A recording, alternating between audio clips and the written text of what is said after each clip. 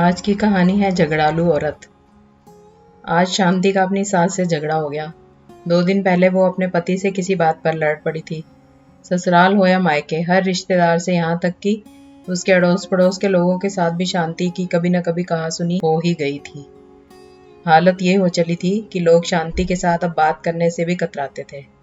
उसे देखते ही अपना रास्ता मोड़ लिया करते थे। शांति अपने आप को अकेला महसूस करने लगी थी। वह चाहती थी कि इस परिस्थिति को किस तरह सुधारा जाए।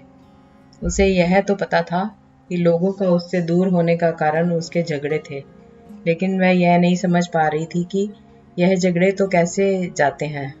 उसने इस सवाल का जवाब ढूंढने के लिए अपने कुछ बुजुर्गों से पूछा, कई किताबें पढ़ डाली, इंटरनेट पर कई ब्लॉग्स चेक किए, लेकिन उसे कहीं पर भी संतुष्टकारक जवाब नहीं मिला। एक दिन शांति के दरवाजे पर एक फकीर भीख मांगने आया। शांति उसे देने के लिए आटा लेकर आई। उसे लगा कि शायद उसके सवाल का जवाब यह फिर उसे दे सकता है, इसलिए उसने उस फकीर से भी वह सवाल पूछ लिया। शांति ने फकीर से पूछा, फकीर बाबा, क्या आप जानते हैं कि झगड़े होने का सबसे बड़ा कारण क्या है?